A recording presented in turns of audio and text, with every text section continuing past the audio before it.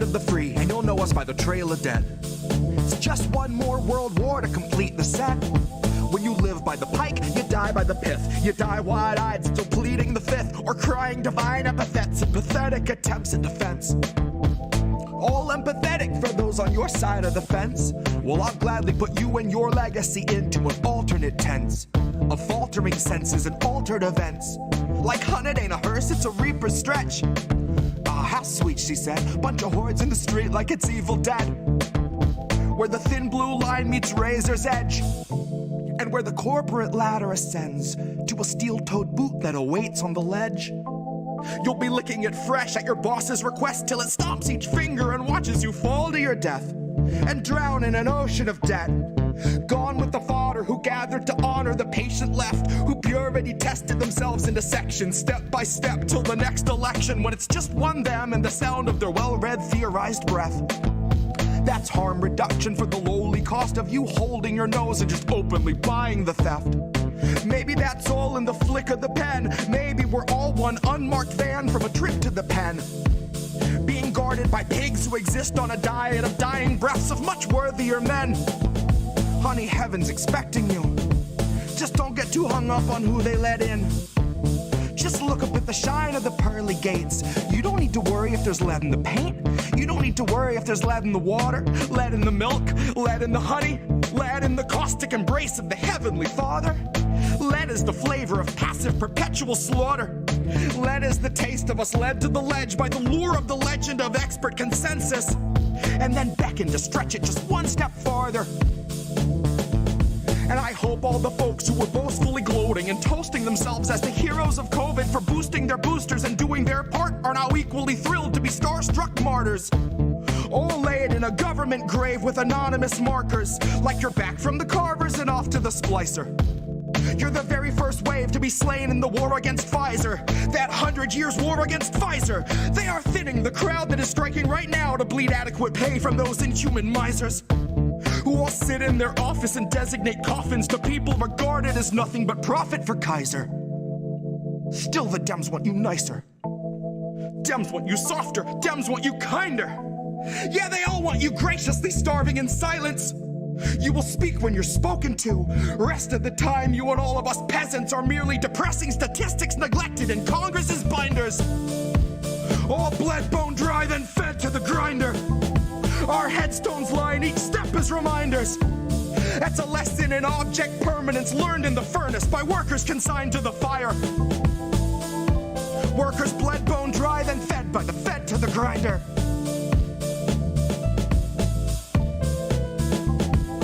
Fed by the fed to the grinder.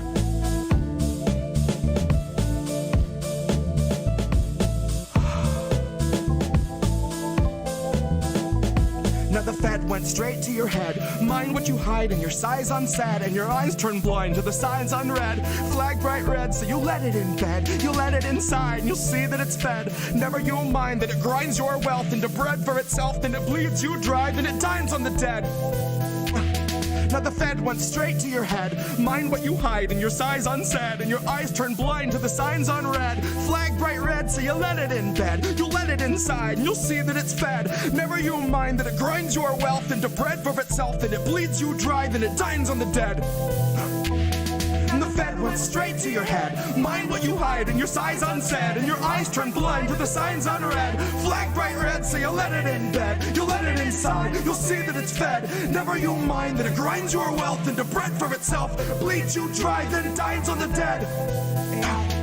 The Fed went straight to your head. Mind what you hide and your size unsaid, and your eyes turn blind to the signs unread. Flag bright red, so you let it in bed. You let it inside and you'll see that it's fed. Never you mind that it grinds your wealth into bread for itself, then it bleeds you dry, then it dines on the dead. Here's where our leaders would see us all led. Here's where our leaders would see us all led. Here's where our leaders would see us all led. Here's where our leaders would see us all led. The Fed went straight to your head. Mind what you hide and your size unsaid, and your eyes turn blind to the signs unread. Flag bright red, so you let it in bed. You let it inside, you'll see that it's fed. Never you'll mind that it grinds your wealth into bread for itself, then it bleeds you dry, then it dines on the dead. gun straight to your head. Mind what you hide and your size unsaid, and your eyes turn blind to the signs on a red flag bright red, so you let it in bed, you let it inside, you'll see it, it's fed. Never you'll mind that it grinds your mind, that it grinds yourself, that it bleeds you dry, that it dines on the dead. Here's where our leaders would see us all led.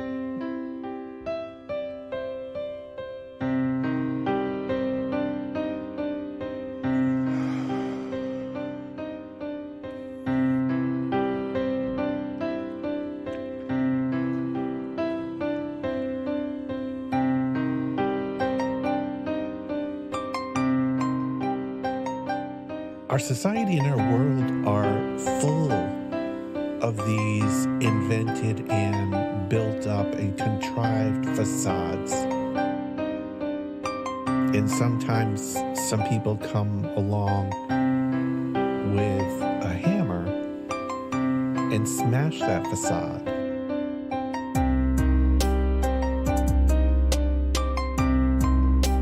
It's a brilliant, powerful hammer.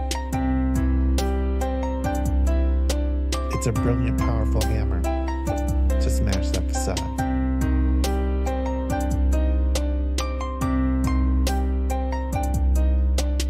It's a brilliant, powerful hammer to smash that facade. Welcome to the future. Shit where you please. The Wi-Fi's killer, but there's no more bees. So there's hardly any flowers, there are very few trees, and you'll pay $1,000 for some honey for your tea. But we got these awesome collars, mine's an Apple Model 3. It allows for better movement than the Tesla X Elite. It lets you customize the ads that it implants in every dream. And for premium subscribers, doesn't shock you in your sleep. But it doesn't stop there. It can analyze your speech, and if it hears disinformation, then it notifies police. It's a swift re-education, but it knocks you off your feet like your booster every 7th week. I faced the future boldly with 2 eager open eyes, and I picked a couple nuggets up that blew my fucking mind. Like you can taxidermy someone while they're technically alive, and they'll shine when it's election time. See, the Democratic voter base will pay them zero. Never mind if voting for the scarecrow is a vote along their party lines. They could stare into its marble eyes and claim there's something dignified. Unlike real politicians, this one doesn't need an oxygen or kit supply. But its function is the same as those who came before. The goals are never misaligned. It still spends all its working time performing pre-recorded fleecing sessions where it sugarcoats your slow and hungry genocide, while pouring billions into Nazi coffers, all the while selling you the story that we're moments till the MiGs arrive. So fuck it, ask Zelensky if he'll help replace our leaded pipes. Watch a fleet of Penske's show, stacks of bills in every size. Guess it only took a black sun and a couple Hiles.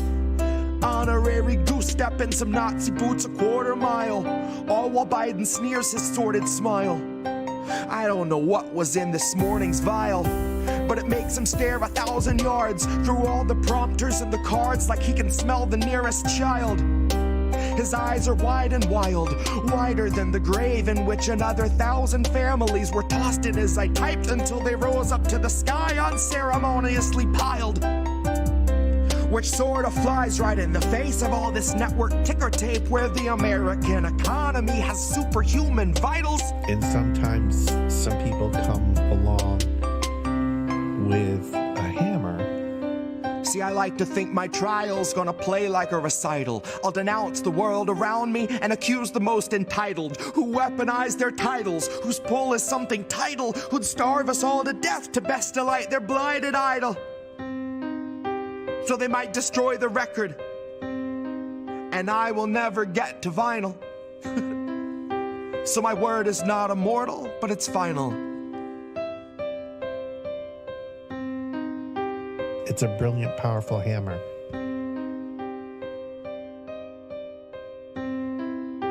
It's a brilliant, powerful hammer to smash that facade.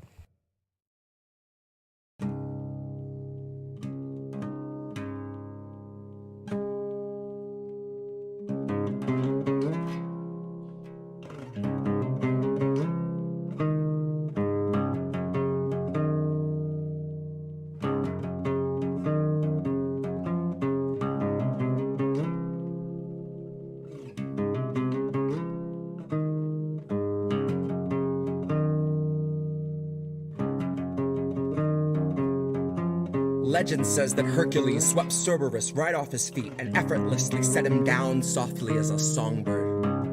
Atlas kept the world upon his back and every day wondered whether he could stand it any longer. And Tara Reid came out to say the man they tried to label the messiah of morality was really just another rapist. And I don't intend to hesitate when asked who was the stronger. Tara, like Assange, knew that carrying the truth would be the hardest labor. Tara knew that her assailant wasn't gonna make us any safer. And knew he's just the type of man to hand a decent foreign leader US printed walking papers. And knew he'd be relentless and aggressive in the war he'd wage upon her very character. That his attempts to weaken and degrade and embarrass her would be her only compensation. But I strongly doubt that anyone could ever have foreseen the stream of hate that came from quote-unquote progressives and the self-styled titans of survivor advocation. So if you really think there's something to be gained out of sharing your pain with the world, you are sorely mistaken. The Biden team just drug their feet addressing Tara's allegations. Until they had a decent list of smears, then they aired them out on every station. And it turns out no one wants to hear the truth of who they praised as being worthy of such bloated liberal celebration. That no one wants to really know the person they've so valiantly defended, even when it meant they had to gloat and shit all over someone braver than they'd be if given the occasion. Now cue the faceless comment squad invasion. Cue those fuckers crawling out the woodwork to come analyze the way you wore your hair and what you wear. Like your appearance waives your rights, or that somehow you're the reason for your situation. Somehow they've decided you should bear responsibility for what such monstrous men insist on doing. Somehow they're deluded by the empty, hypocritical, and useless fucking platitudes that bastard keeps on spewing. And I think it's very telling that the best of their excuses when they try to come and justify our president's abuses is a hearty butt Trump. In which case I'll remind you that you never saw the news attempt to sell us Donald Trump like he was morally upstanding or a decent human. But when Joe says something bigoted or ogles someone's little kid, CNN...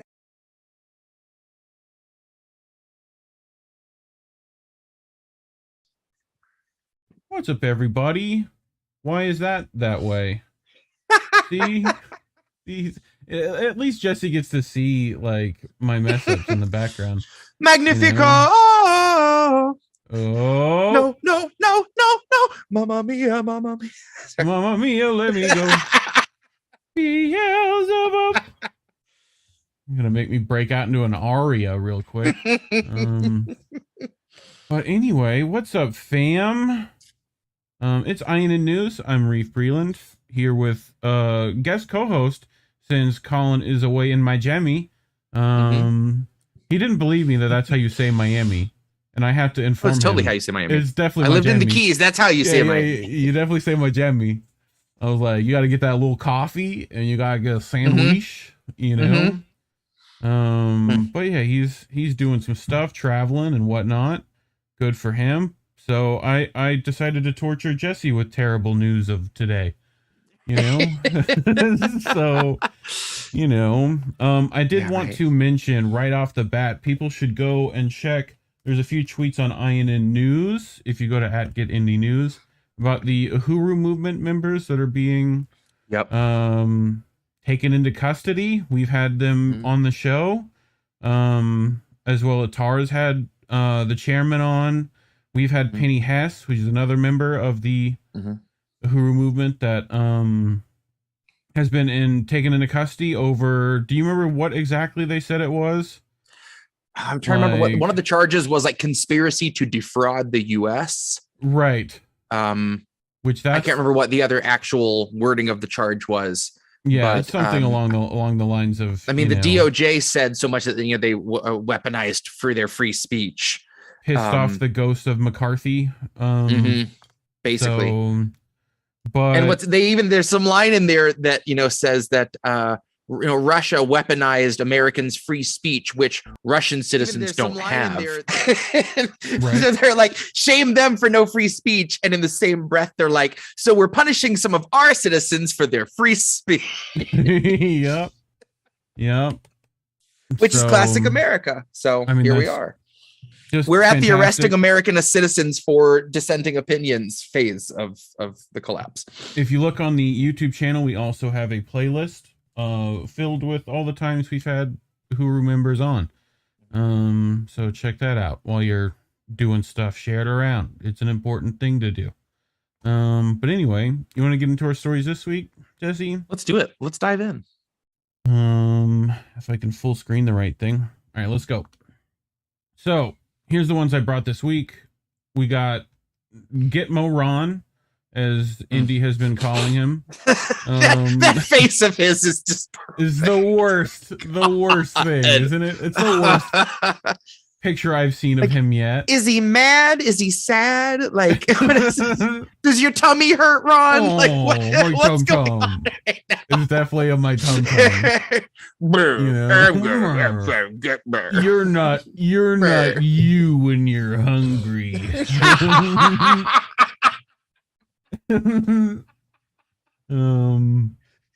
That's why you need Man Bear Crunch. Man Bear Crunch. That's it. Oh, so speaking of Man Bear Crunch, we got Cory Booker on weed. Have you ever tried Cory Booker on weed? You're gonna love that story. It's bad. Biden has an influencer army. Who knew? We'll get into it and who some of the members are of that. Reinforcements. We got to control all the social media now. The kids, they're just learning smart stuff. I don't know. Speaking of which, is TikTok a Trojan horse for the CIA? Find out tonight on Dragon Ball. But fucking anyway, Alan McLeod's article from Mint Press News, who, if you know anything about Alan McLeod, never writes a short story ever. I counted Killer article though. It was like I was like, okay, that's gonna be like 15 slides. That'll be fine. 26 slides later.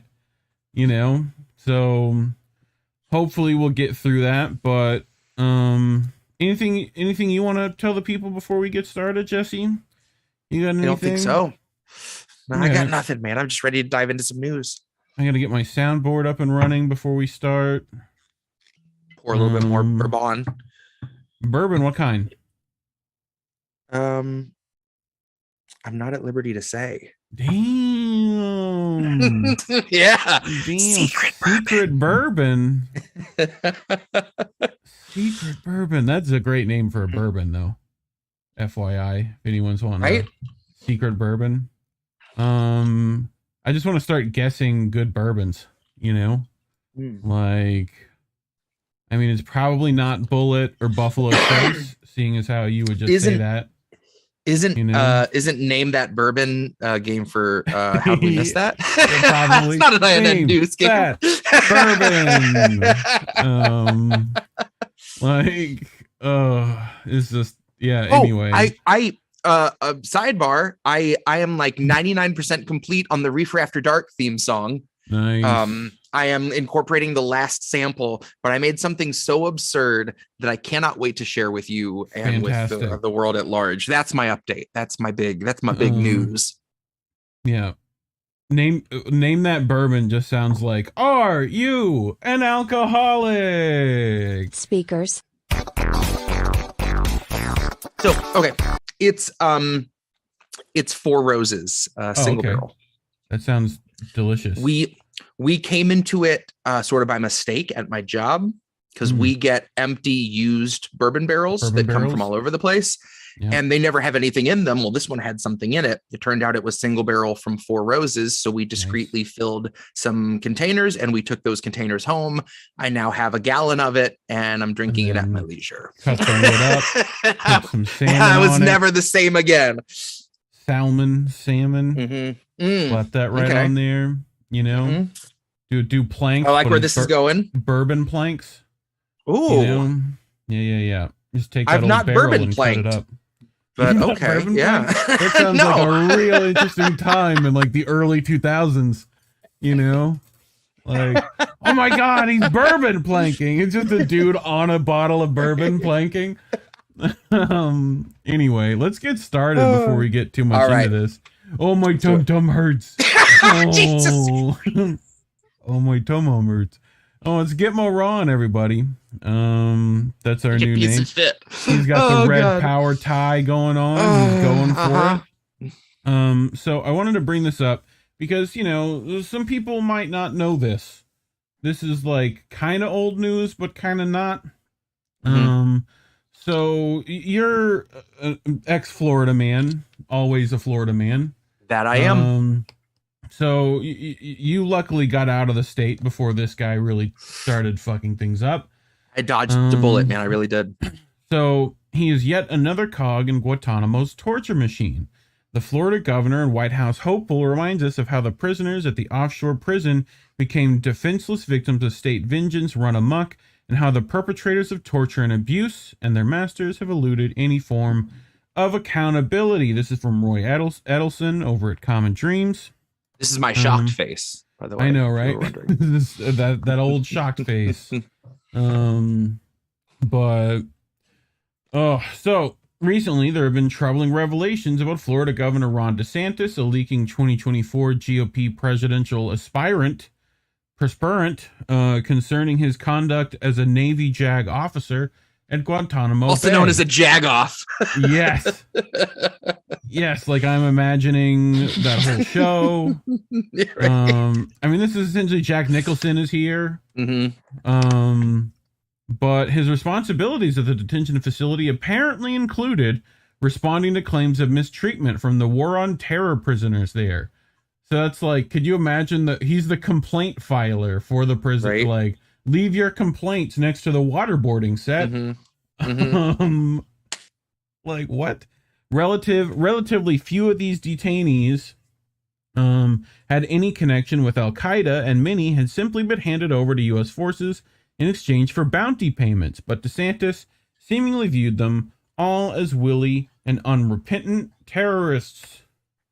Of particular note, DeSantis was at Guantanamo in 2006 during the brutal force feeding of prisoners engaged in a mass hunger strike. Years later, DeSantis acknowledged that, as a legal advisor, he had suggested this intervention as a countermeasure to what he described as the detainees waging jihad, quote unquote, by refusing to eat. Man, that Gandhi working on those jihads with his hunger strikes. When interviewed last month, DeSantis emphasized that he didn't have authority to authorize anything and that Guantanamo was a professionally run prison. His first claim, sidestepping personal responsibility, may contain elements of truth. His second is outrageously absurd. As a general matter, the force feeding of mentally competent individuals violates international standards of medical ethics and constitutes inhuman and degrading treatment.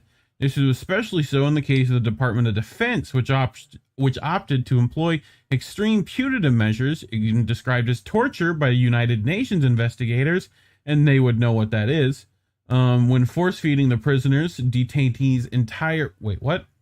force feeding the prisoners at Guantanamo, these measures included a restraint chair that immobilized the detainee's entire body for hours at a time, and the use of tubing that was inserted through the nose into the stomach and then removed and reinserted multiple times each day, often causing sharp pain and bleeding. A defense attorney for Guantanamo prisoners subjected to force feeding has written, only a sadist could impose and witness such treatment without grave concern and soul sickness. It's hard to argue with that blunt assessment, but there are also two larger truths we shouldn't overlook. I mean, look, we're trying to make human foie gras here. I think we should just, all jokes aside, awful. The people that have undergone that have said that it wasn't like they did this during the normal meal times. This wasn't a 3 times a day thing. This was something they made you do multiple times in an hour, sometimes a dozen times throughout the day. It's not like we're only going to insert the tube when we need to. It's just another, again, a form of torture, a form of showing you who has the power here. It was, even if there was a need to or a reason to, which there wasn't, again, when you take it to that level, it's trying to turn something into a form of torture, which, as we know, we're really good at Guantanamo and Abu Ghraib. I mean, that's kind of our specialty is unnecessary and non-traditional means of torture and psychological warfare. Terrible.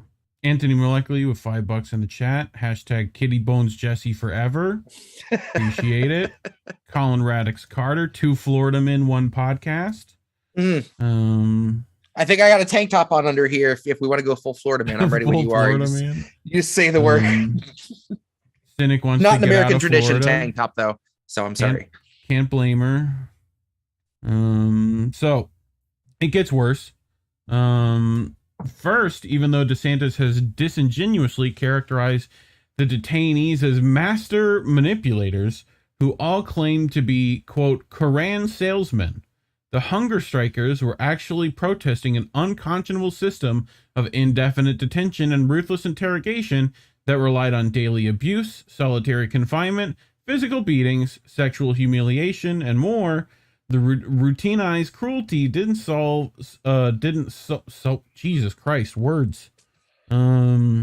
solely involve guards and interrogators. It also depended upon guidance from health professionals who seemingly abandoned their fundamental, quote, do not harm principles to accommodate a White House insistent that the prisoners had no entitlement to human treatment. Isn't that a fun way to phrase that?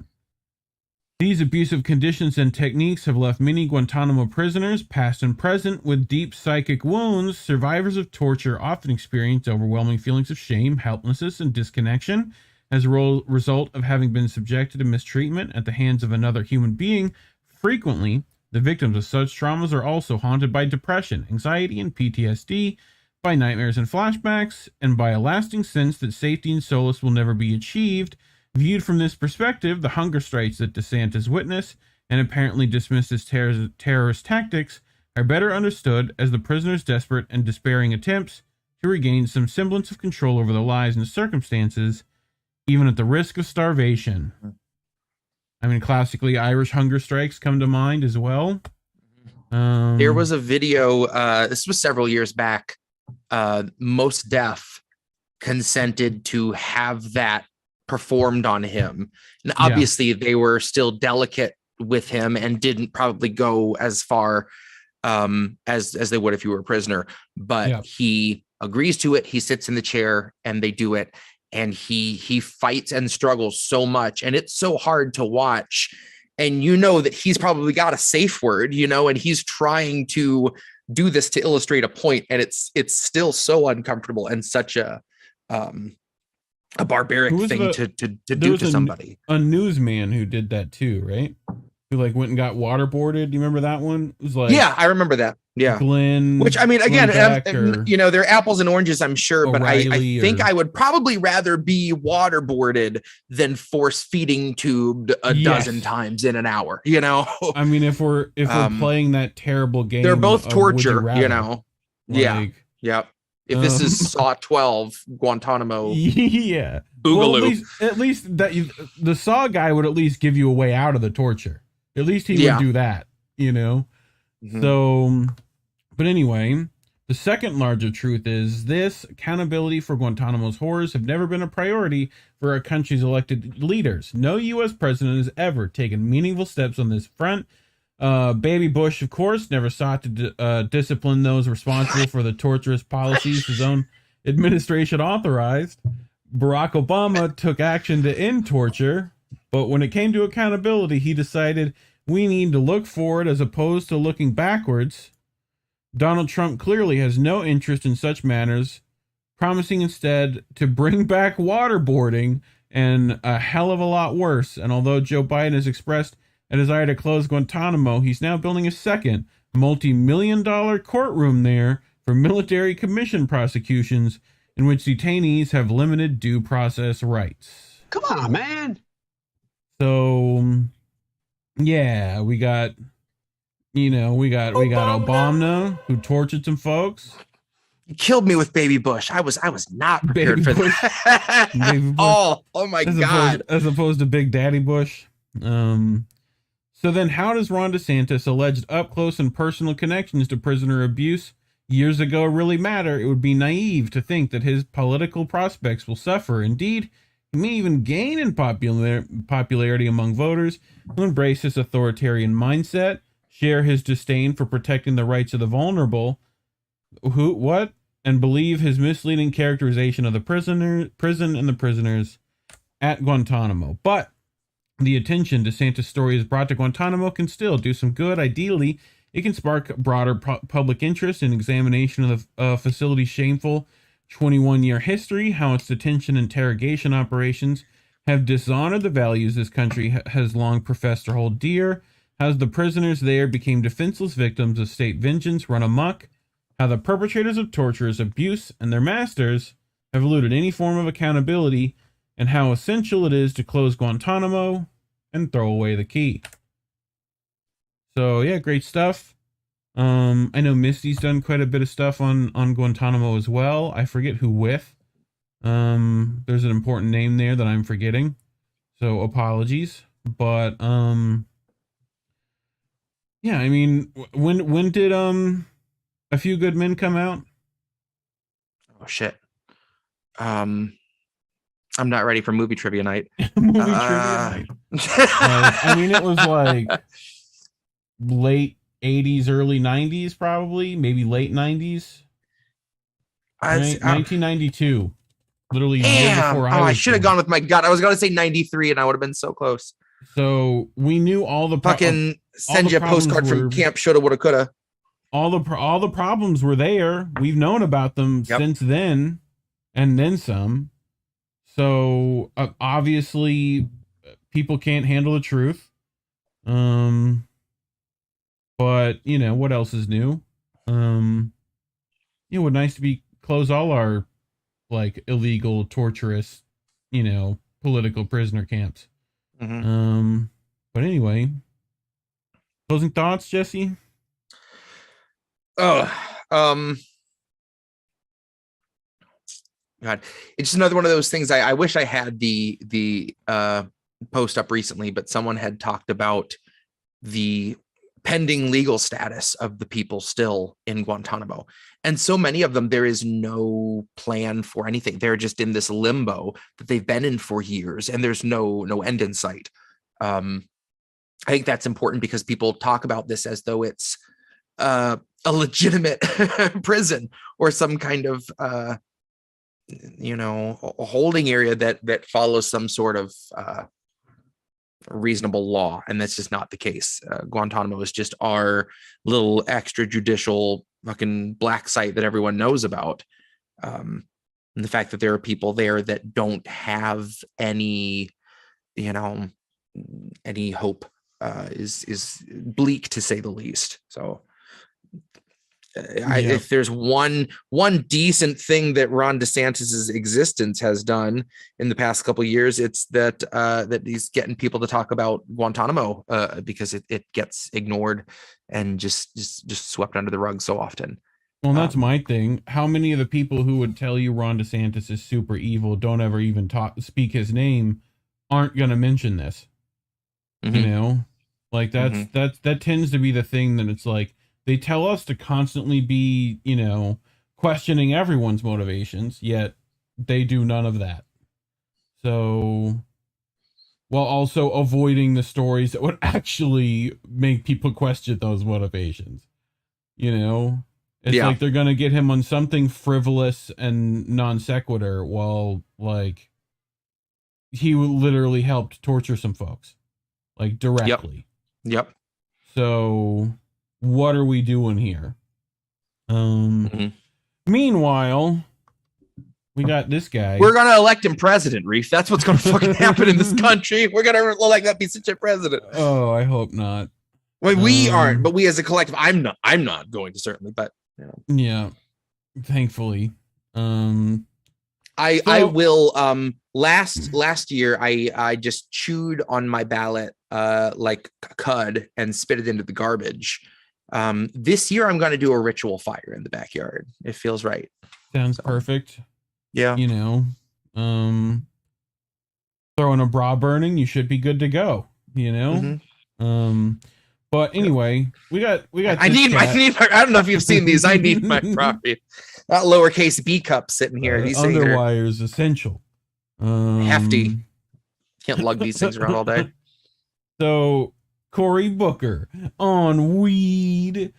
We remember Jon Stewart back in that movie when he was cool. Anyway, Cory Booker calls marijuana a dangerous drug and says he's frustrated with non-diverse industry. Oh God. I know, I'm sorry. I know. Fucking. So published by Robbie Yeager's stoner cousin Kyle Could they Yeager. find a less enthused smile? Like what kind of constipated half smirk is that? You know like commit, dude. Jesus Christ. You know the thing they have on like video games when your character is like you can't see the character and it's just like a random silhouette. Like if you it's like they turn on the lights on that silhouette and it's that guy. You know, it's just like thumb shape for a head. That is Cory Booker at neutral for sure. Yeah. Yeah. All the sliders at neutral. Is that what you're saying? Yep. Anyway, again, when you hit randomizer on your politician creator, you get a Cory Booker. Written by Robbie Yeager's stoner cousin Kyle Yeager. Over at Marijuana Moment, Senator Cory Booker says it's been frustrating to see marijuana legalization fall short of equity goals, which he said is partly due to ongoing federal prohibition. And while he's pushing for reform, he characterized cannabis as a dangerous drug that hasn't been studied enough. So pulling the old Clinton spawn line. Of course he did. What's Hillary's daughter's name? Didn't she Kelsey. say that too? That's it. The senator who was long I would believe that. Yeah. For equity-centered federal legalization and sponsored a bill to that end with Senator Majority Leader Chucky DeShume last year discussed the prospects of drug policy reform at a panel at Tisch College on Monday.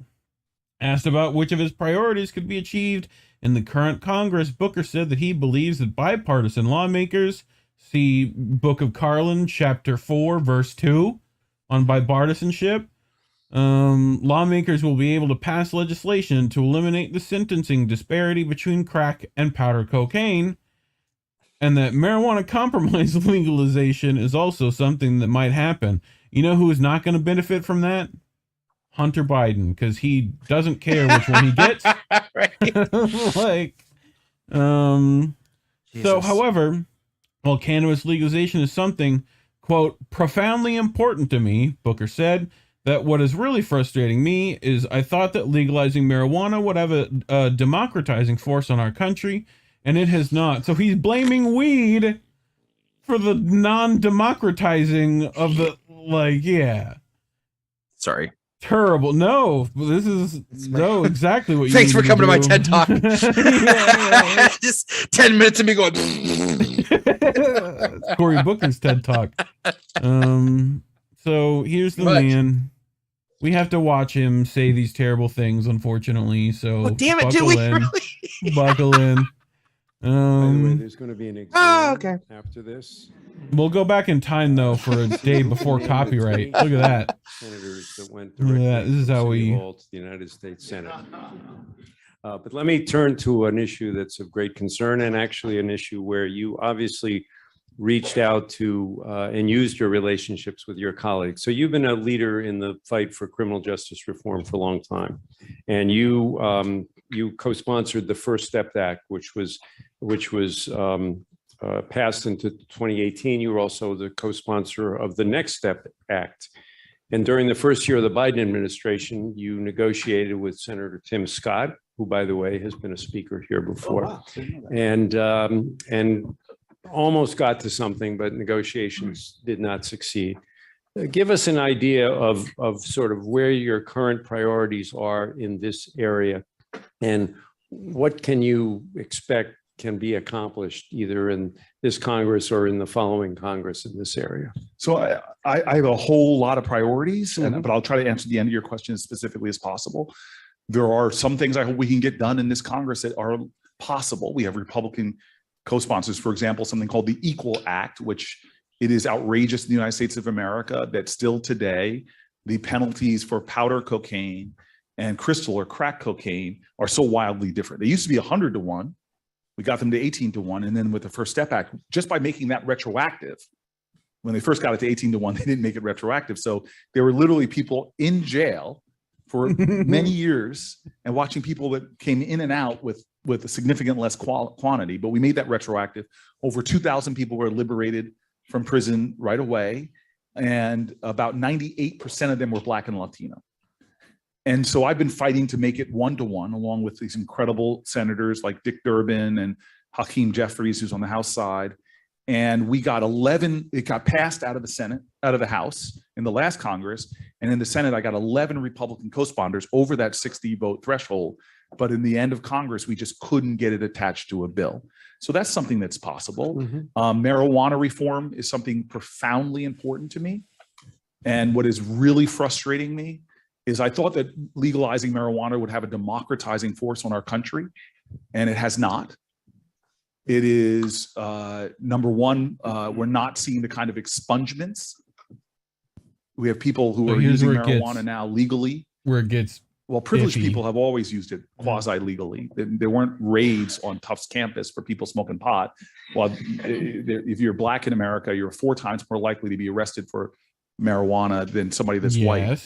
But even the business side of this is not as fair and equal in terms of opportunity as you would think. And some of that is because we have failed to deschedule it. And so if you're a woman who gets a license, you can't get the capital necessary often to hold on to that license or start a business or to fund the business.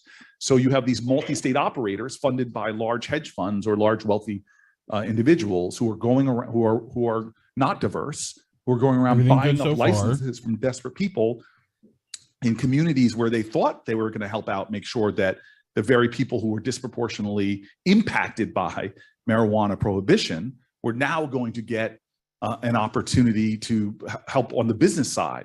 But that is not happening. Marijuana businesses in the United States of America is overwhelmingly non-diverse white male. Women and minorities make up a tiny, tiny fraction, not in any way proportion to their numbers in America. And so this is an issue I've been working on, and frustratingly, but we've got some Republicans in dialogue with us, some compromise legislation. Those are 2 things that might happen. But the last thing I want to say is the limits of what happens in Congress are really the consciousness of our country. This is where it's funny. If you think that we get real change because of really good bald senators, you're wrong. I'm proud of the work we do, and we advance a lot of causes and get a lot of stuff done. My staff is extraordinary. But change doesn't really come from Washington. It comes to Washington. I mean, there's some great leaders who led. So, I mean, people want to give LBJ a lot of credit for civil rights, but that ignores the reality that it wasn't a bunch of white guys on the Senate floor that came together one day and said, "Hey, fellas, let's give those Negroes some civil rights."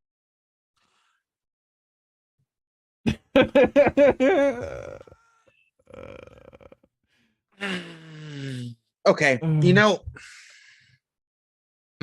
I got nothing. I got nothing. You Oh got my nothing. God. Oh my God. Isn't that bad? Holy shit. It gets better in a second. Dude. So yeah, For the first half of that, he is really working the Kamala Harris, just spinning around a core built of absolutely nothing, just Right. building up your fantastic, but hitting on some points. bit, like, oh my God. Well, I mean, what he said that the marijuana business is inherently racist, not because of the system that he himself was a part of. Exactly. There you go. Like, I wonder which businesses have a harder time getting licenses or get raided by the cops more, or like, keep Jesus in mind Christ. what Booker did before he was a senator. Like, that's important here as well. So, oh my God. yeah, we get super fun stuff. So Jesus Christ. Bless you. Achoo! Bless we're you, back. my son. Okay. Oh, it's popped my sternum on that one. Right. Okay. All right. Oh, woof. Phrasing. So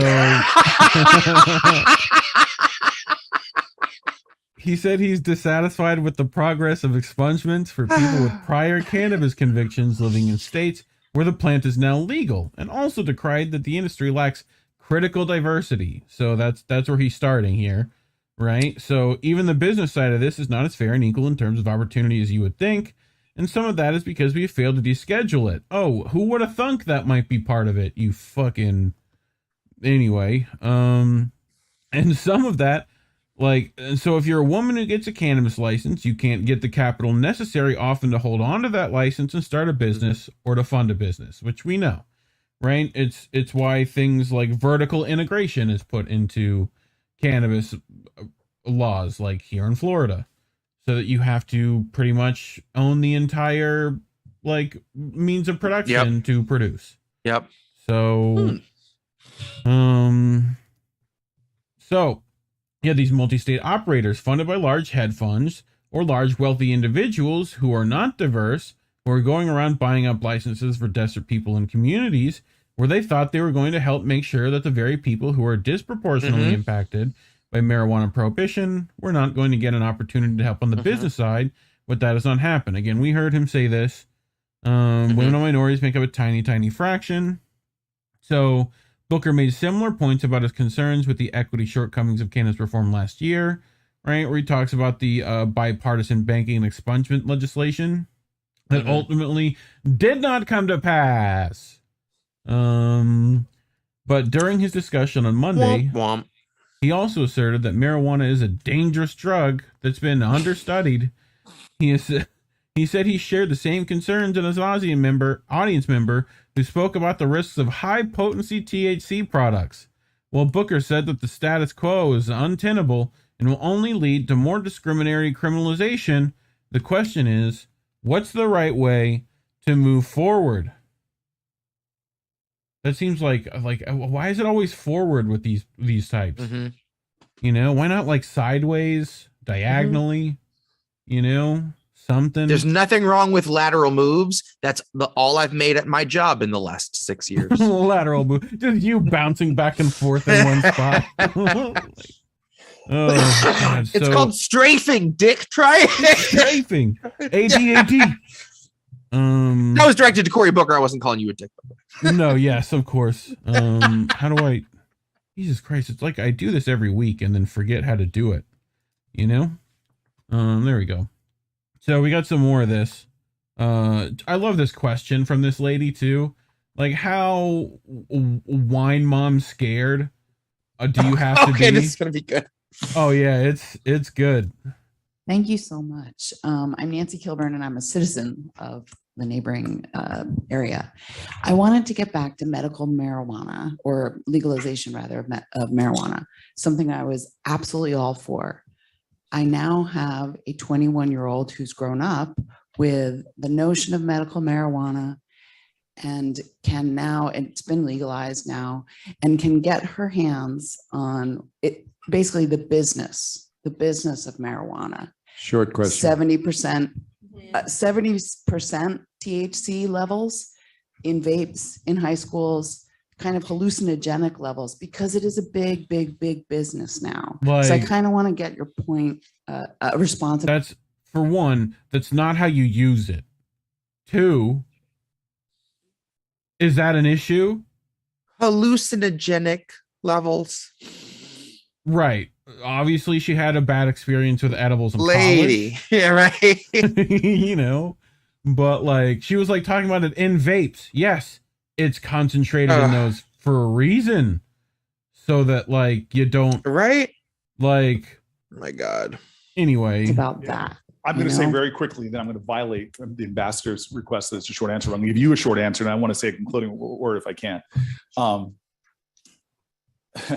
I have the same worries that you are. So the solution to that problem, I don't think, is continuing. I know you don't think this either, but I'm just trying to say that right now, I know that the way of the last 25 years is not the way to go, because more and more disadvantaged black and brown kids are. I love how he slides off camera to say the terrible shit. Like, just get right out of shot. The question is what's the right way to move forward? This is a drug, and I think it's a dangerous drug. I really do. I think what it does, I think we haven't studied it enough. I think what's happening to the brain. I will tell you this. I think alcohol is a pretty damn dangerous drug as well. And as a guy who used to run a police department, my calls for alcohol-related accidents, injuries, violence, woo. And so you're talking to a guy, I'll be frank with everybody. I've never drank alcohol in my life. And when people ask me about brain health, as a guy Here that I has thought studied his a name lot was of it, Cory. again, I did something really risky called play football. Now he wants to be called friend. So maybe I'm not the right person to preach this. But if you have a child, or if you are younger than 25 and you're drinking or smoking pot, you are damaging your brain in ways that will severely affect your mental health, the well-being of your brain. And what people are, the studies and the data now on when you get to be like my age and what you've done to yourself, if you've lived that way of regularly smoking drugs and smoking marijuana, I just think, why would you do it? I've had a very full life, never drinking alcohol. It's a variable in my equation. I just never wanted when I was young.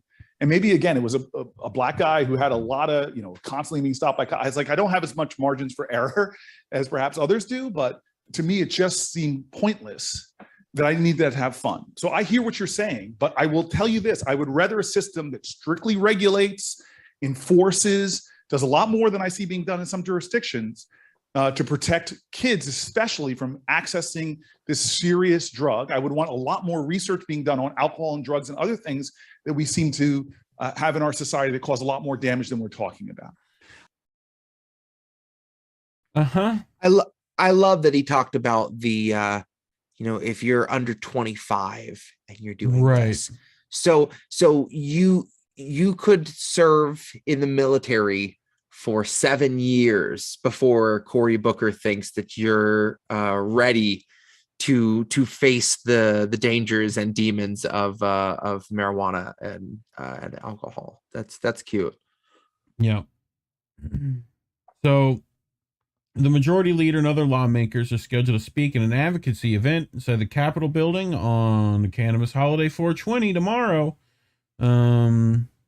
Meanwhile, Booker recently filed a bill alongside Senator Rand Paul that's meant to streamline the federal rescheduling of breakthrough therapies like psilocybin and MDMA in order to promote research and drug development. So I don't have hope for any of that. I know that's what Kyle is trying to inject us with, a little bit of hopium, but I'd rather just have weed, But anyway, Andy in the chat saying 95% white, where Cory Booker was from, where he used to run that jailhouse, So, who would have thunk that maybe he'd not like the drugs that he used to incarcerate people with? And it sounds like he just hasn't inhaled. So anything to add before we head on Cory to our Booker's next a cancer. Yep. I mean, could be a Sagittarius, but I see what you did there. It could be or Taurus. I mean, I'm not. That's our loophole. I'm not birthday racist. You know, like the way I feel about it's good because I'm a Pisces and we're and people don't here. like us. Yep. Like, oh God. So it's I swear the only birth sign that I see randomly, Twitter will be like, and it's always in my For You. Yeah, it's just like, oh hey, a whole bunch of people are talking about how much they would never want to date you're Pisces. A piece how you're all shit. How you're all Yeah, just pieces of shit. We thought you might want to see this, Jesse. Yeah. Like it says here, I'm a go-getter today. Like anyway, so Biden has an I'm ready for influencer this army. one. This one's good. Jesus. Just because it has some video later that's going to be very choice. But so this is from Axios, which Axios is Axios. Like people should take that with a little bit of establishment Morphine. salt. Yeah, like you know, Controlled opposition. Yes. Biden's digital strategy, an army of influencers. So President Biden's not yet official bid for re-election will lean on hundreds of social media influencers who will tout Biden's record and soon may have their own briefing room at the White House. Axios has learned. So they're setting up a streamer house. You know, we're going to have when you said who will tout Biden's record, I really needed you to bring up a 404 page not found real quick. Yeah. Oh. Bruh. So, and the formatting on this article is also like, it could be AI deciding to have fun with this, but why it matters. The move aims to boost Biden's standing among young voters who are crucial to Democrat success in elections and to potentially counter former President Trump's massive social media following if he's the GOP nominee in 2024. So Biden's digital strategy team will connect with influencers across the nations to target those who may not follow the White House or Democratic Party on social media. So everyone, that's a real wide berth there. Anyone not following the White House or Dem Party. Or have tuned out of mainstream media altogether. So 4 Biden digital staffers are focused on influencers, independent content creators. The staffers officially work for the White House, not Biden's campaign.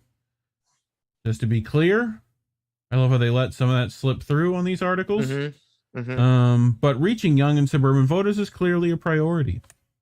Young voters ages 18-29 preferred Biden over Trump by a 26-point margin in 2020, and Democrats over Republicans by 28 points in the 2022 midterms.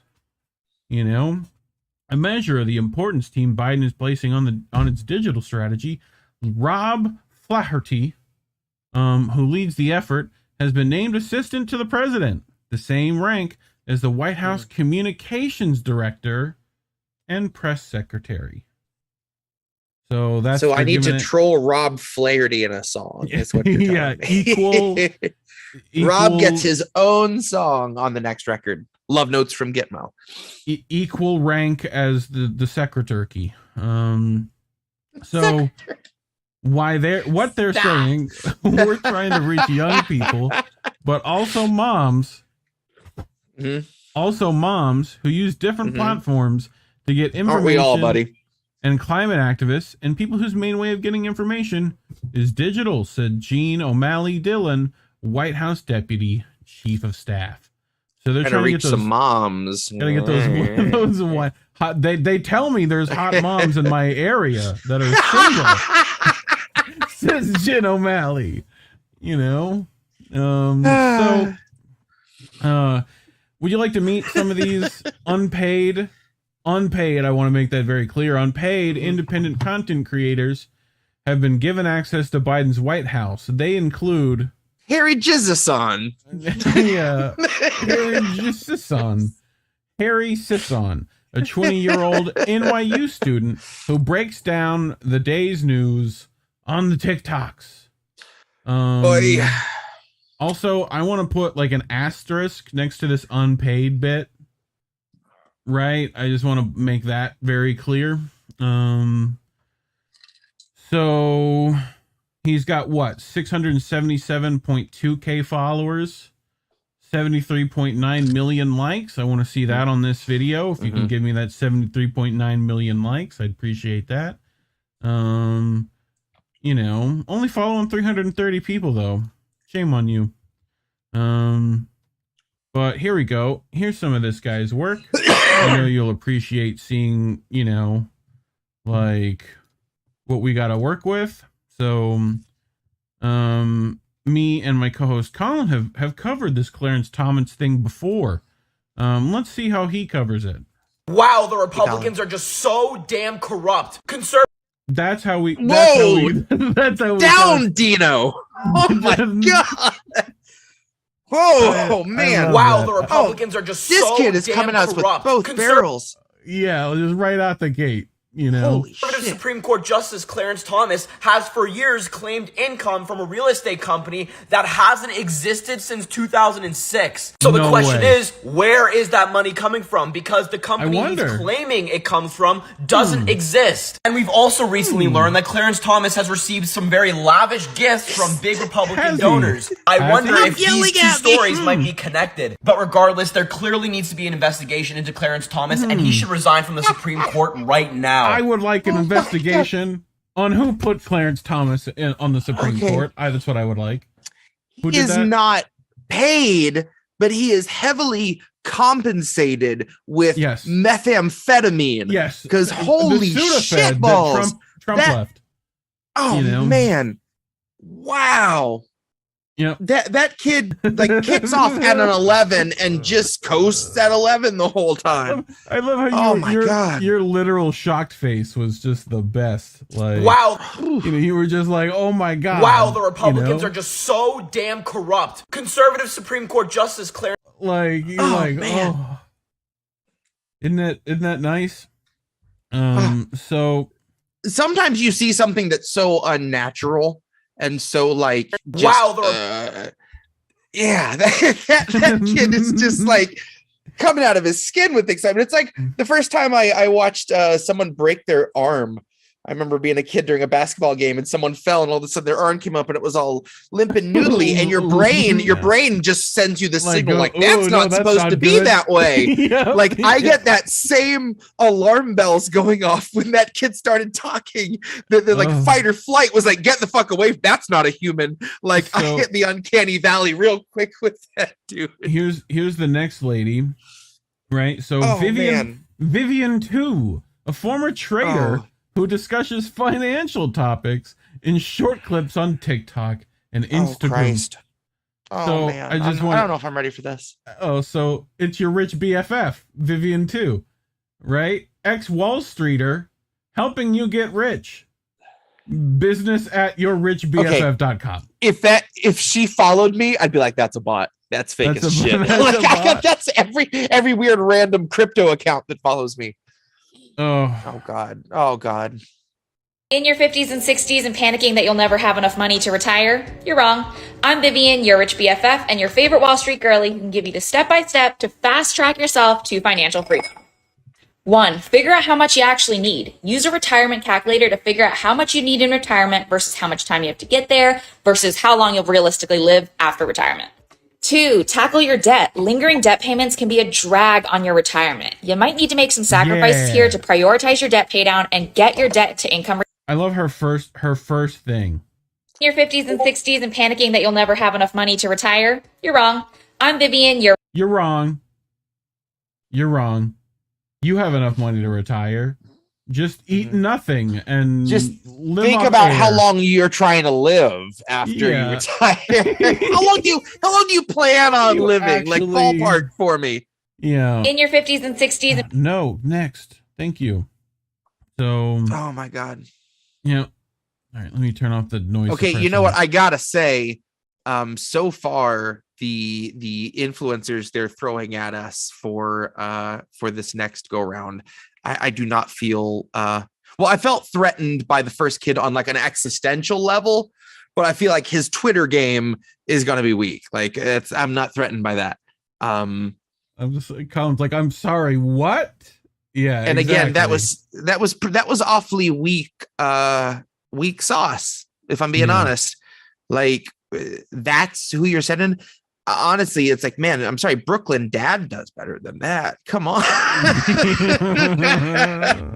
The weird Eric Clapton looking fuck. That guy too.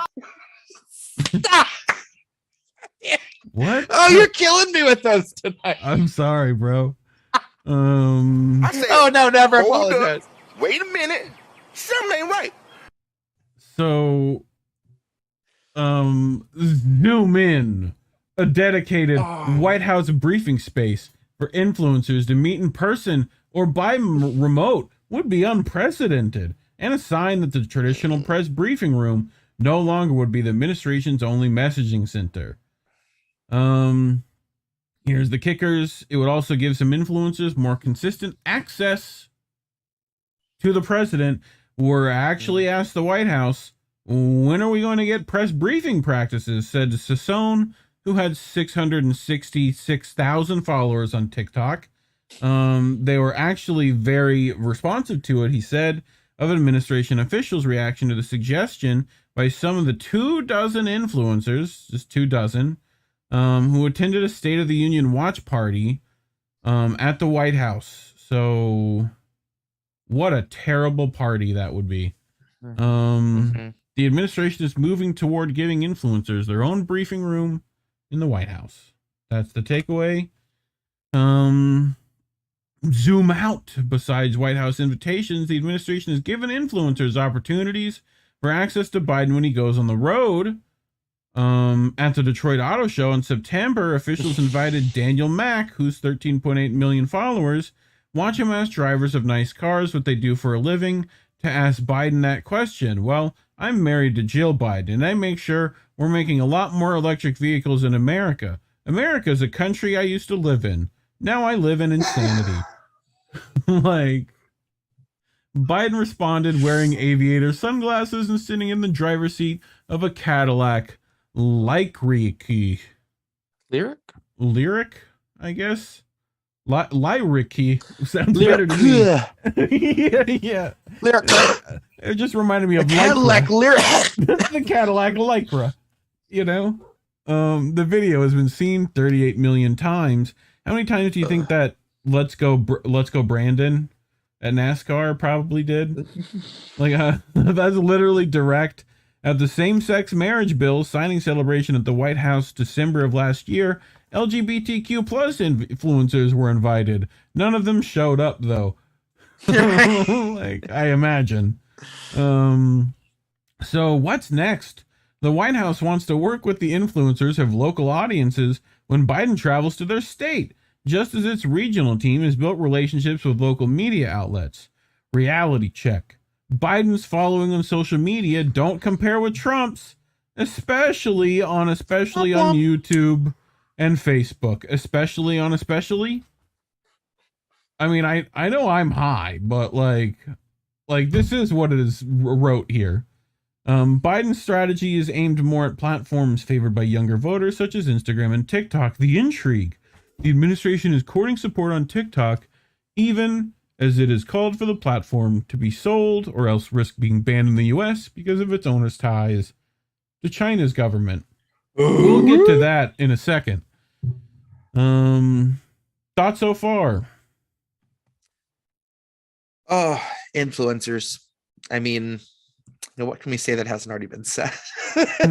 Again, so far, they seem awfully weak. It seems like even the best people they can drum up to try to like feign excitement for Joe Biden,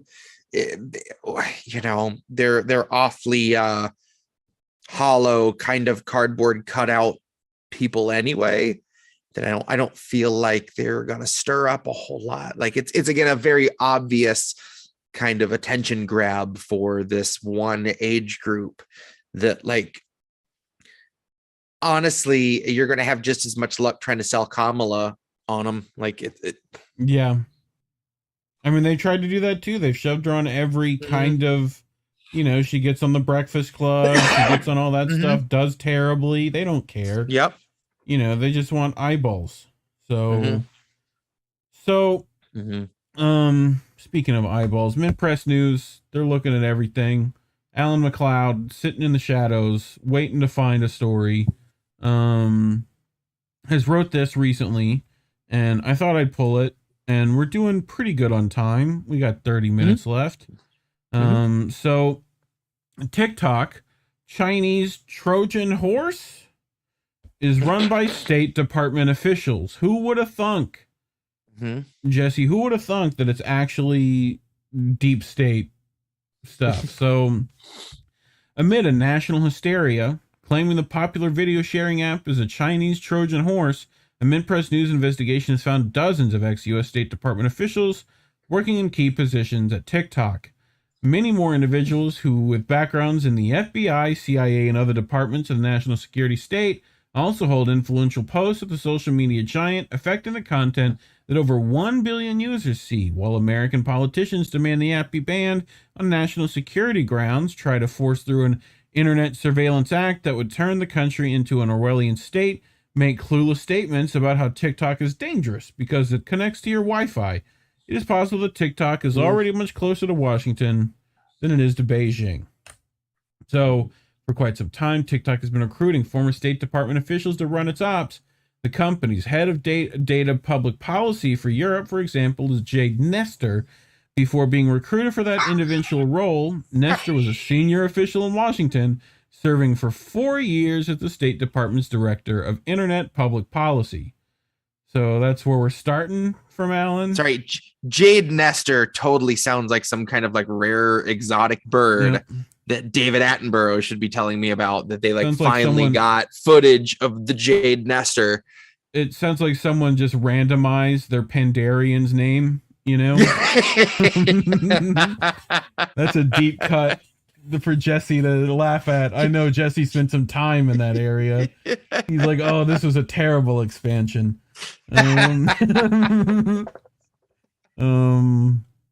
Serving for 4 years as the State Department's Director of Internet Public Policy. Anyway, Mariola Janik, meanwhile, left a long and fruitful career in the government to work for TikTok. Starting out at the Bureau of Western Hemisphere Affairs, Janik became a career diplomat in the State Department before moving to the Department of Homeland Security. In September, however, she left the government to immediately take up the position of TikTok's Trusted Safety Program Manager, a job that will inevitably include removing content and reshaping algorithms. Who would have thought? You got no friends in Washington, D.C. Your enemy is laughing at you. Well, there is no suggestion that Janik is anything other than a model employee, says Alan McLeod. The fact that a U.S. government agent walked into such an influential position at the social media giant should be a cause for concern. If, for instance, a high Chinese official was hired to influence what the U.S. public saw on their social media feeds, it would likely be the centerpiece of the TikTok furor currently gripping Washington. So, Janik is not the only former security official working on TikTok's trust and safety team. However, between 2008 and 2021, Christian Cardona enjoyed a distinguished career at the State Department, serving in Poland, Turkey, and Oman, and was in the thick of the U.S. interventionism in the Middle East between 2012 and 2013. He was an assistant to the U.S. ambassador in Kabul. He later left that role to become the political and military affairs manager for Iran. In the summer of 21, he went straight from the top State Department job to become product policy manager for trust and safety at TikTok, a position that on paper he appears completely unqualified for. Earlier this year, Cardona left the company. Another influential individual at TikTok is recruiting coordinator Katrina Valasaneros, new dinosaur, yet before she was choosing whom the company hires, Valasaneros worked at the State Department's office. See, that has to be a lizard person in disguise. It's Valasaneros? Like, really? You just expect her to keep her hands up like this all day? Like, nah.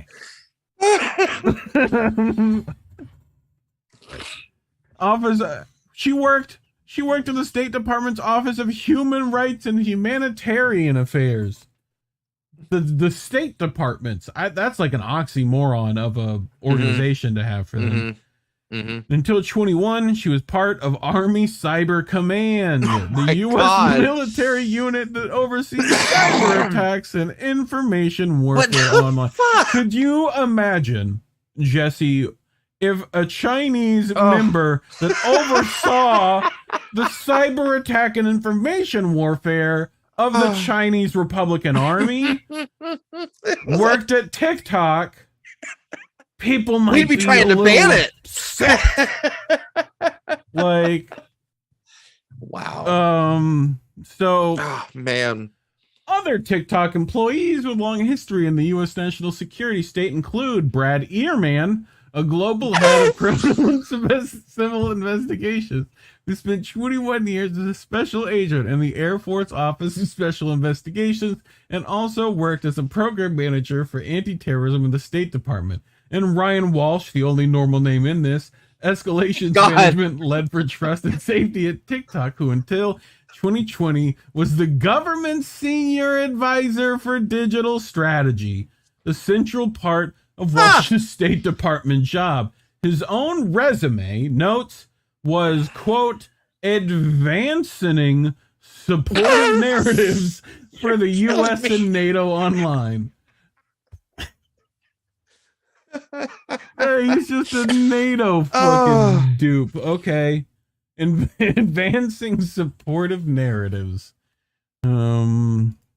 Jesus Christ. Here he is. Here's Ryan Walsh. Risking rapid response team at TikTok. Yes, please. Everybody convene in my office immediately. We've got TikTok emergency. Ryan Walsh. Oh God! He Get me Brad Earman right now. Get Brad Earman. Earman, get into my office. And that lizard lady, Velociraptor.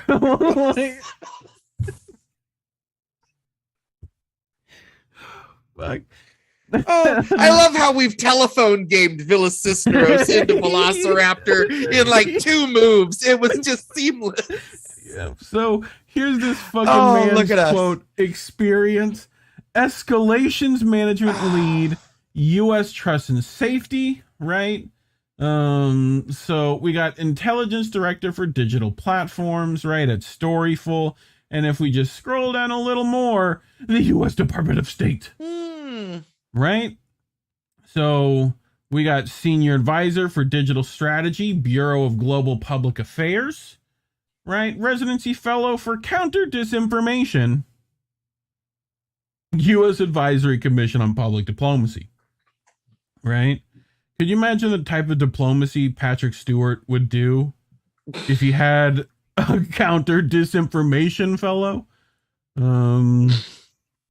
Like Walsh, therefore, is illustrative of a broader wave of individuals who have moved from governments attempting to manipulate the global town square to private companies where they entrusted to keep the public safe from exactly the sort of state-backed influence operations their former colleagues are orchestrating. In short, then, this system, whereby recently retired government officials decide what the world sees and does not see online, is one step removed from state censorship on a global level. So, for all the talk of digital influence operations emanating from Russia or other U.S. adversaries, the United States is surely the worst offender when it comes to manipulating public opinion online. It is known, for instance, the Department of Defense employs an army of at least 60,000 people whose job is to influence the public sphere, most of whom serve as, quote, keyboard warriors and trolls aiming to promote U.S. government or military interests. And earlier this year, the Twitter files exposed how social media giants collaborated with the Pentagon to help run online influence operations and fake news campaigns aimed at regime change in the Middle East. So, you know about Project Texas? You heard of this? Yeah. Influx of State Department officials in TikTok's upper ranks is a consequence of Project Texas, an initiative the company began in 2020 in the hopes of avoiding being banned altogether in the United States. During this time in office, Secretary of State Mike Pompeo led the charge to shut the platform down, frequently labelizing it as a, quote, spying app and a propaganda tool for the CCP. It was widely reported that the U.S. government had forced the sale of TikTok to Walmart and then Microsoft. So, Walden's and then Gates should work out. But in the late 2020, as Project Texas began, those deals mysteriously fell through, and the rhetoric about the dangers of TikTok from officials evaporated. Project Texas is a $1.5 billion security operation to move the company's data to Austin. In doing so, it announced that it was partnering with tech giant Oracle, a corporation that, as Mint Press has reported on, is the CIA in all but name. Evidently, Project Texas also secretly included hiring all manner of U.S. national security state personnel to oversee the company's operations, and not just from the State Department. Rebecca Pober, for instance, moved straight from her post in strategy and policy at the Pentagon to become a U.S. policy manager at TikTok.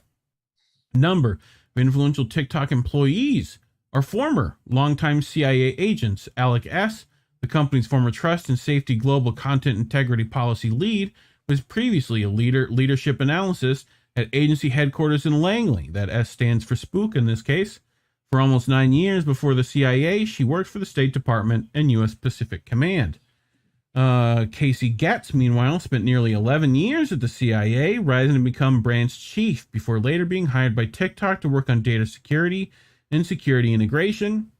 He was also previously director for cybersecurity at the National Security Council at the White House. And according to the resume of TikTok trust and safety manager Bill Patterson, not only was he a CIA targeting analyst until 2020, he is also a currently serving military intelligence officer in the U.S. Army while moonlighting at the social media behemoth. So not even X. Indeed, virtually every branch of the national security state is present at TikTok. Before becoming the company's trust and safety manager, Catherine Grant spent more than 3 years working at the White House before moving to the National Security Council and then the Department of Energy. Her TikTok trust and safety colleague, Victoria McCullough, has a similarly state-heavy background, working 2 years at the Department of Homeland Security before joining Grant at the White House, where she was an associate director in the Office of Public Engagement.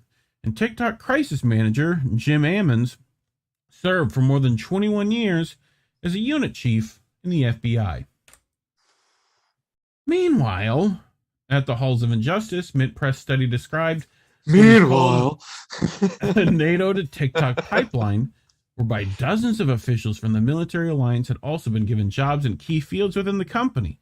Perhaps the most startling of these hires was Greg Anderson, whose own LinkedIn profile noted that he worked on a psychological operations for NATO immediately before moving to work in social media. So please psychological operations for NATO. Please tell me he's a man who stares at goats. Please tell me that's what that means. Former state officials are overwhelmingly being appointed to politically sensitive positions such as security and trusted safety rather than more neural departments like customer service and sales. While this article is not specifically arguing that any of the individuals listed here are unworthy of considerations for their post, taken as a whole, together with dozens of other spooks, spies, and mandarins not profiled here, it is difficult to understand this phenomenon other than as a power play from the U.S. government to try to establish control over one of the world's most popular and fastest growing social media companies. So, Helen McLeod wants to point out the political theater of this. TikTok is an immensely influential medium, shaping how the world understands itself, particularly for younger gens. A 2021 study found that 31% of people aged between 18 and 24 worldwide has used the app in the past week, with 9% using it as a primary source of news. There's no doubt part of the reason U.S. officials are so concerned with it. Last month, TikTok's CEO, Chu Shouzi, was brought before Congress and challenged on his company's connections to the People's Republic of China through TikTok is a subsidiary of Chinese firm ByteDance and insists it operates as an independent entity and that it never shared any user data with Beijing. Unfortunately, the opportunity to interrogate Chu on more substantive issues was overtaken by political grandstanding from elected officials who seemed not interested in his answers and more concerned with scoring political points or achieving quotable sound bites. Bless you. Thank you. Just Bullshit. allergic to Kicking all it this against her. bullshit, dude. I feel you. There was also more than an undertone of xenophobia throughout the events, with Chu on multiple occasions having to remind his questioners that he was not, in fact, Chinese, only for them to ignore him and continue to insinuate that he was. Republican Senator Tom Cotton went further, demanding that Chu be deported and insisting that we can't allow Chinese citizens or anyone affiliated with the Communist Party of China to own one more inch of American soil, a statement that evokes memories of the Chinese Exclusion Act, a racist immigration bill that was fully repudiated in the 1960s. Chu is from Singapore. Oh my. So, I mean, that guy definitely knows about him. I'm just saying, you know, we're committed to providing a safe, secure platform that fosters an inclusive place for our amazing, diverse communities to call home. The shame today conversation felt rooted in xenophobia, wrote TikTok COO Vanessa Pappas. Chu was also subjected to bizarre questioning from politicians entirely ignorant of how modern telecommunications work. Congress Richard Hudson asked whether TikTok could access Wi-Fi networks, a question so obvious it left Chu assuming he had misunderstood the question. Meanwhile, Buddy Carter demanded to know where the app utilize users' phone cameras to track dilation in the eyes so that they could market shocking videos more effectively to them. Watching, quote, clueless congresspersons asking boomers questions was hard to watch, concluded tech magazine Futurism. So, 20 years for watching a dance video. Alan McLeod gets in a little bit of the HR 1153, right?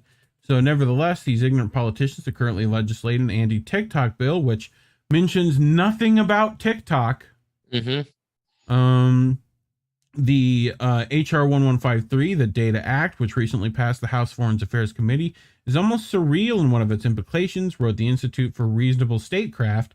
Not only would TikTok and possibly other large Chinese apps like WeChat be banned, but accessing them through using a VPN would become a criminal federal offense and subject to 20 years in prison and a fine of up to $1 million. So, yeah. I mean, and check out our sponsor, NordVPN, for 20% off all this bullshit.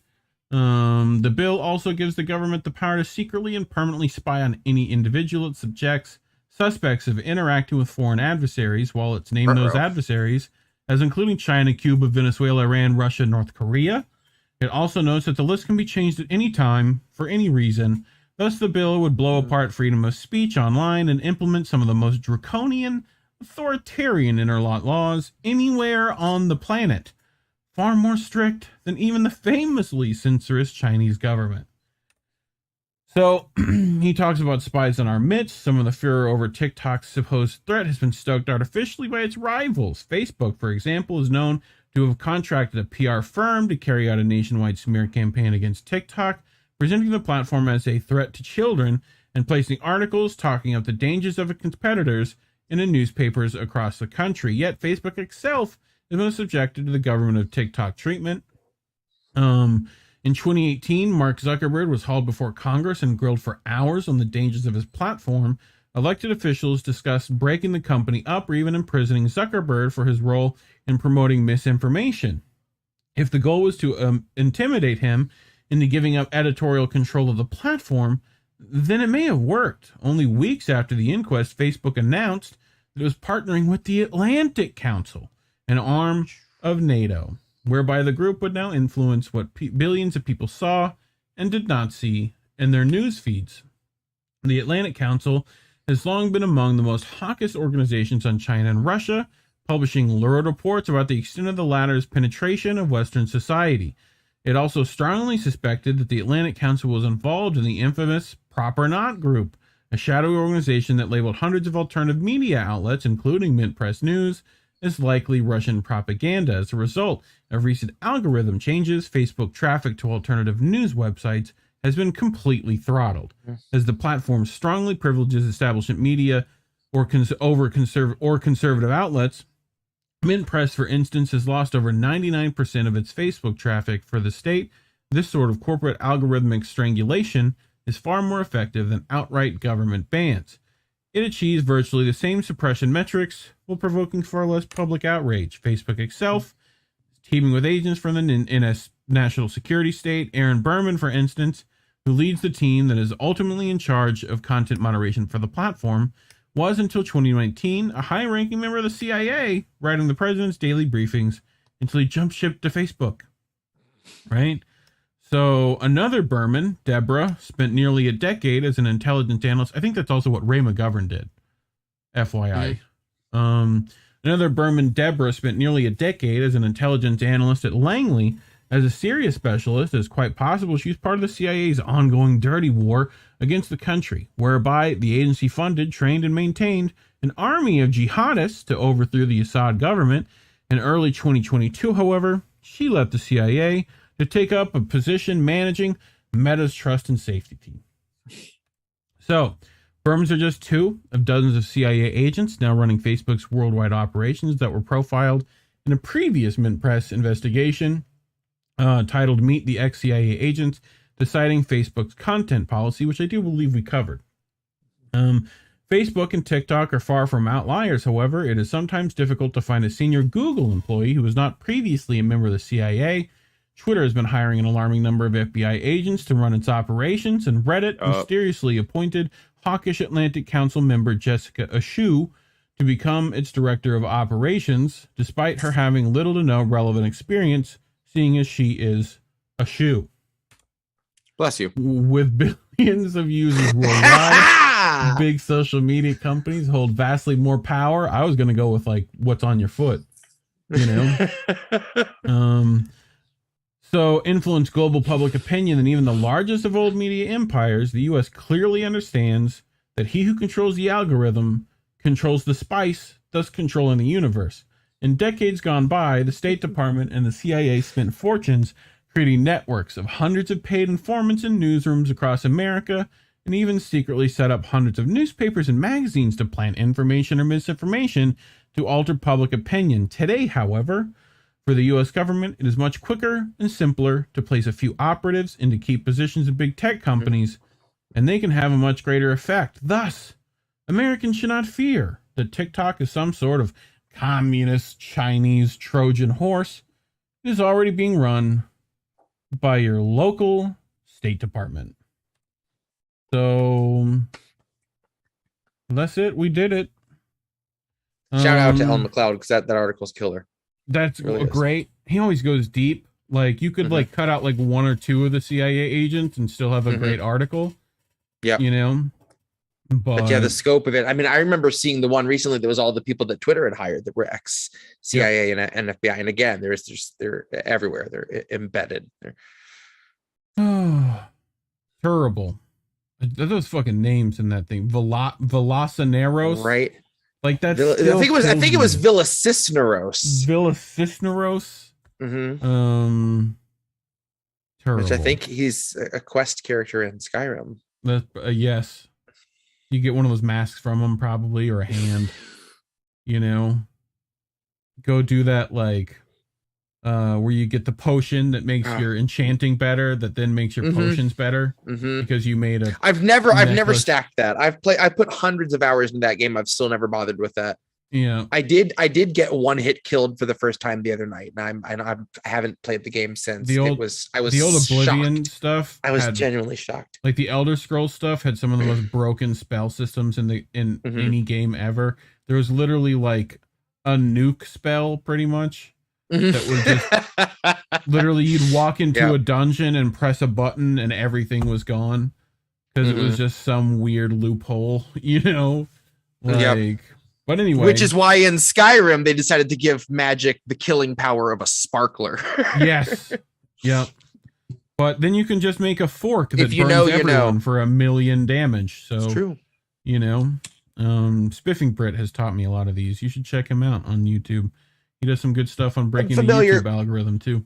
Yep. But anyway, Jesse, that's our show. Is there anything you want to say about anything before we? Oh, I don't think so. No, man, we did. Yeah, gosh, we covered a lot of ground. Yep. Got 4 stories done and over with in the can. Look at us. Let me check. Dave Bird on Rocksfin, been doing it up. Appreciate you, Dave. Doing it up. Anything on Rumble? Just indie on Rumble. Fake views. It's fake views on Rumble. I still hold this. They're not real people. You're not in the chat. You're not doing anything. Let me make sure I didn't miss any super chats. Hey, Oz. Oz gave us a super chat for $5. Jesse is so talented. Thank you for all your music. It really hits home. Aww. Oz, love you, Oz. Being nice in the chat. Well, I think that's just about it. What do we got coming up? I think you guys are trying to reschedule your American tradition from yesterday, right? Yep. Yeah, we're trying to pin down a date soon. Super soon. So I'm not trying to relegate it to just a Tuesday. So Collin will be back next week. I need to go to my Discord real quick and pull up a thing for Tara. Let's do that now. Open in browser. Yes, thank you. Not that browser, whatever. I'll make it work. So Tara's gonna be working with Jose Vega, doing a thing in Manhattan with Diane Saar, April 22nd, coming up. So 1 to 5 p.m. in Manhattan. Go to saarforsenate.com for tickets. Go say hi if you're in the area. But anyway, how do we miss that? Probably Sunday. Indy saying check out Substack notes, similar to Twitter. Yep. So Yepex trying to say he liked the Pandera expansion, and that's just not allowed. That is just an opinion that is not allowed to exist. He says Warlords of Draenor was the worst. Terrible.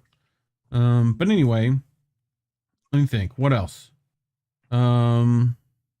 Friday, Tara might be doing a show. I'm not sure. We'll see. She was trying to get some people. So stay tuned for that. Go to @GetIndyNews to get all your updates. Make sure you like and sub to the channel if you haven't done that already. We appreciate it.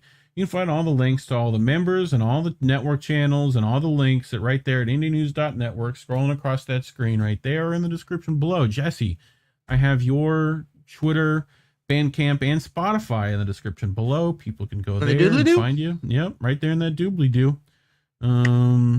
So, get that and a couple Wheezy Waiter links while you're down there. That's an old YouTube pull for doobly-doo. But I think that's just about it. Yeah. I don't think I'm missing anything. I'm sure I am, but I'll find that out after probably. But anyway, I'm gonna close this out. So as always, kids, take it home. Labels are bad. Stay independent. Good night, fam. We want to talk right down to earth in a language that everybody here can easily understand.